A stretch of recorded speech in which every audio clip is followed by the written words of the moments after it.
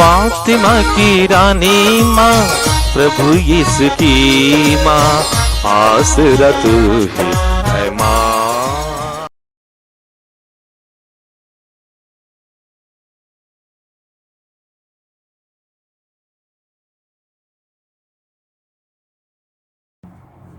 पहला पाठ संत यूदस का पत्र, पद संख्या 17, 20 से 25 तक। प्यारे भाइयों, आप लोग हमारे प्रभु यीशु मसीह के प्रेरितों की भविष्यवाणियां याद रखें। आप अपने परम पावन विश्वास की नींव पर अपने जीवन का निर्माण करें। पवित्र आत्मा से प्रार्थना करते रहें। ईश्वर के प्रेम में सुदृढ़ बने रहें और उस दिन की प्रतीक्षा करें जब हमारे प्रभु यीशु मसीह की दया आपको अनंत जीवन प्रदान करेगी। कुछ लोगों का विश्वास दृढ़ नहीं है। उन पर दया करें और उन्हें आग में से निकालकर उनकी रक्षा करें।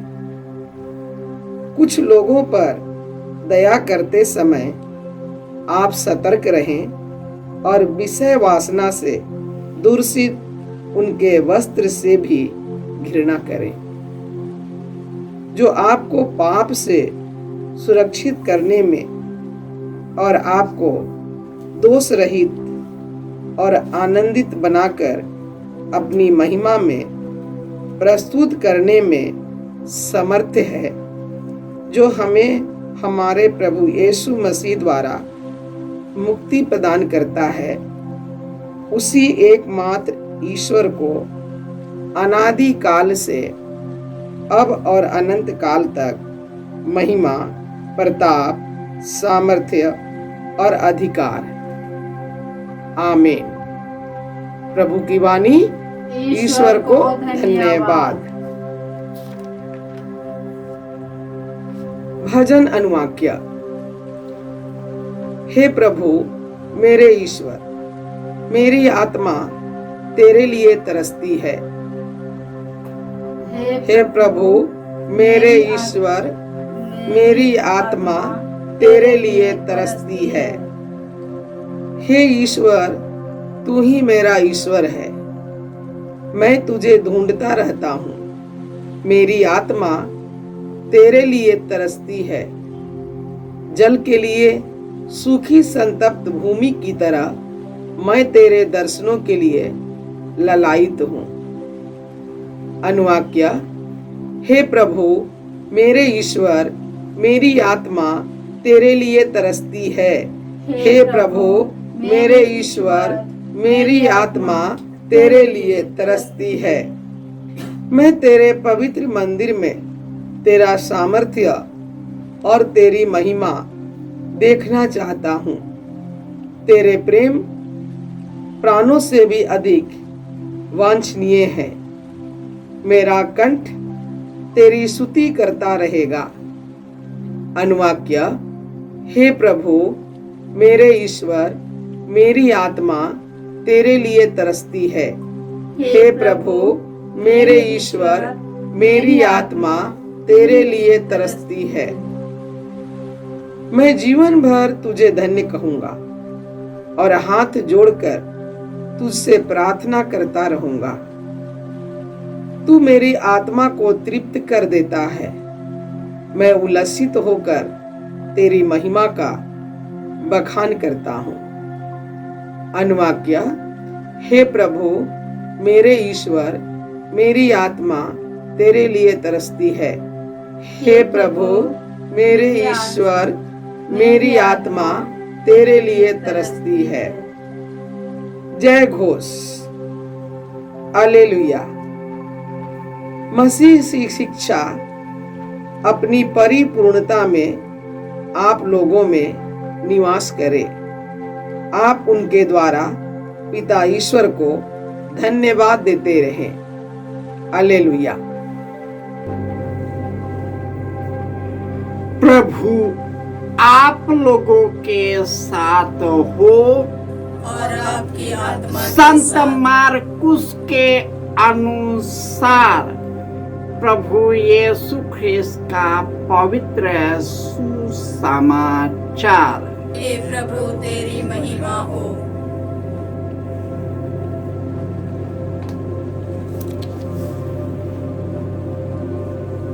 अध्याय 11 पद संख्याएं 27 से 33। वे यरूशलेम आए। जब ईसा मंदिर में टहल रहे थे तो महायाजक, शास्त्री और नेता उनके पास आकर बोले, आप किस अधिकार से यह सब कर रहे हैं?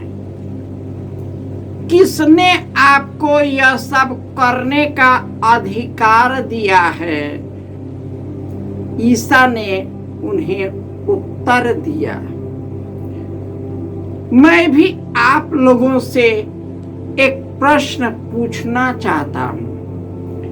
यदि आप मुझे इसका उत्तर देंगे तो मैं भी आपको बता दूंगा कि मैं किस अधिकार से यह सब कर रहा हूं। बताइए, यूहन्ना का बपतिस्मा स्वर्ग का था अथवा मनुष्यों का? वे यह कहते हुए आपस में परामर्श करते थे। यदि हम कहे स्वर्ग का तो वह कहेंगे, तब आप लोगों ने उस पर विश्वास क्यों नहीं किया? यदि हम कहेंगे कि मनुष्य का तो वे जनता से डरते थे, क्योंकि सब यूहन्ना को नबी मानते थे। इसे उन्होंने ईसा को उत्तर दिया, हम नहीं जानते। इस पर ईसा ने उनसे कहा, तब मैं भी आप लोगों को नहीं बताऊंगा कि मैं किस अधिकार से यह सब कर रहा हूं। यह प्रभु का सुसमाचार है। हे क्रिस्त तेरी स्तुति हो।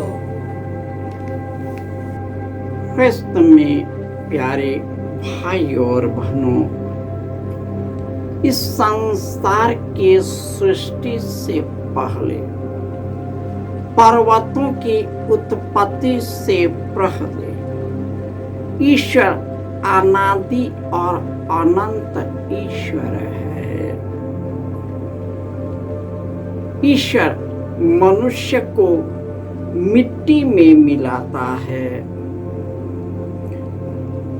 यह 1000 वर्ष उनके लिए कल की तरह दिखता है। वे तेरी गिनती में रात के पहर के सदृश है।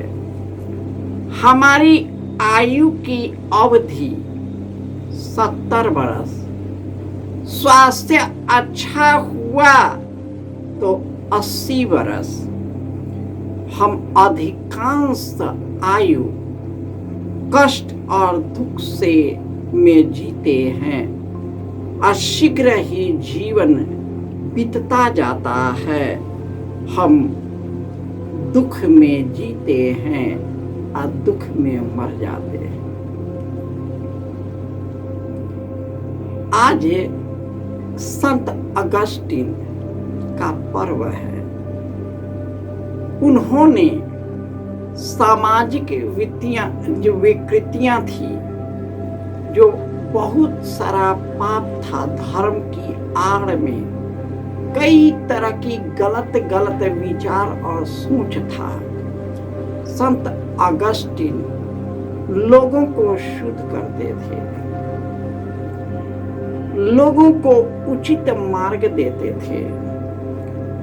वे दर्शन शास्त्रीय थे और उन्होंने कई युवाओं को अपनी ओर आकृष्ट किया था।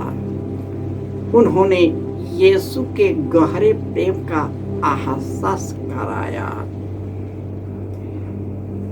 आज के पहले पाठ में बताता है कि हमें एक नई आकाश और नई पृथ्वी की प्रतीक्षा करना है।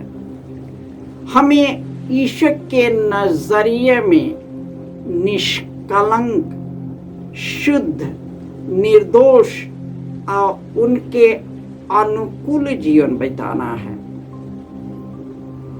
और यदि कोई भटक गया है, विचलित हो गया है, तो हमें उन्हें यह बताना है कि वह सही नहीं है।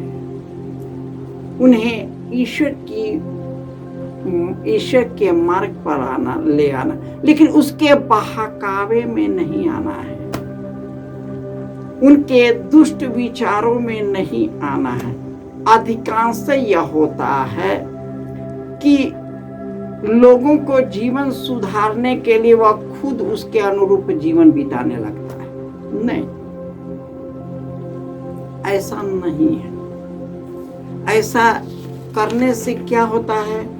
हमारी जिंदगी दुखी हो जाता है। यीशु के जमाने में ये शासी, फरीसी, यहूदी और शासक वर्ग न ईश्वर में विश्वास था, न उसमें विश्वास था। उनके जो भी कार्य थे उनको नजरअंदाज करते थे। परंतु उसने उससे पूछा, आप किस अधिकार से पूछते हैं? अरे भैया, ईश्वर में पहले विश्वास करोगे तो ईश्वर खुद आपको प्रकट करेगा कि वह किससे, किस शक्ति से करता है। और यीशु ने उसे ठीक जवाब दिया। कभी वे यीशु के सामने टिक नहीं पाते थे। क्यों? क्योंकि वे छल कपट से भरे थे, इस दुनिया की सांसारिकता से भरे थे। आज अधिकांश लोग इसी दुनिया, इसी क्षणभंगुर जीवन की ओर उन्मुख है। वह दुख में जीता है और दुख में मरता है। जो भी दुख, पीड़ाएं और शोषण और अत्याचार उनके शिष्यों और वहां से आने वाले संतों ने, संत अगस्तीन ने उसको आनंद और खुशी से निभाया। उनके चेहरे पर तनाव नहीं था, क्योंकि वे ईश्वर के प्रेम से उल्लसित थे। उसमें प्रेरणा था और वह उनको दबा नहीं पाया। वे संसार के चीजों पर, प्रलोभन पर, शरीर की वासना पर, पाप और बुराई पर विजय प्राप्त किया। क्यों? क्योंकि ईश्वर जो उसमें निवास करता है उसके अंदर में कार्य करने लगता है। पवित्र आत्मा अपनी शक्ति और सामर्थ्य से चलाने लगता है। पिता ईश्वर अपनी कृपा से बांधे रखता है। कब? जब हम उसमें विश्वास, भरोसे, तत्परता, आशा और पूरे मन और खुशी से उसके पास जाते हैं, अपनी इच्छा को सुपुर्द करते हैं। ईश्वर हमारे अंदर में कार्य करता है, हमको अपने काबू में कर लेता है और हमें अनंत जीवन की ओर उन्मुख करता है। आइए ईश्वर की कृपा हम सबों पर बनी रहे। पवित्र आत्मा द्वारा संचालित होकर लोगों की भलाई करे, लोगों को ईश्वर के मार्ग पर लाए, लेकिन दुष्टों के जाल और छल कपट में न बंधे। जब आप देखते हैं कि दुष्ट आपको बहकाएगा तो आप वहां न जाए। इससे कोई फायदा नहीं, इससे कोई फायदा न वो सुनेगा, क्योंकि उसका मन कठोर है और आपको खुद अपनी कठोरता में बांध लेगा। हमें ध्यान देने की जरूरत है, किसके पास जाना है और किसको ईश्वर को पास लाना है। यह नहीं कि ईश्वर की ओर उन्मुख करते करते उन्हीं के भ्रष्ट जीवन को अपना लिया। कभी कभी ऐसा होता है। यह शरीर है, यह हड्डी हाड़ मांस का पुतला है। यह शरीर संसार की ओर, यह शरीर व्यक्ति की ओर, यह शरीर चीजों की ओर उन्मुख हो जाता है, आकर्षित होता है। शरीर दुनिया की ओर और दुनिया हमारे शरीर को आकर्षित करता है। परंतु इन सब से निकलने के लिए ईश्वर की शक्ति की जरूरत है। हम अपनी शक्ति से नहीं कर सकते। हम अपने आप को ईश्वर के हाथों में सुपुर्द करेंगे, विश्वास और भरोसे के साथ कि ईश्वर जो भी करेगा मेरे लिए उत्तम करेगा, जो भी करेगा मेरे लिए भला करेगा। जय यीशु।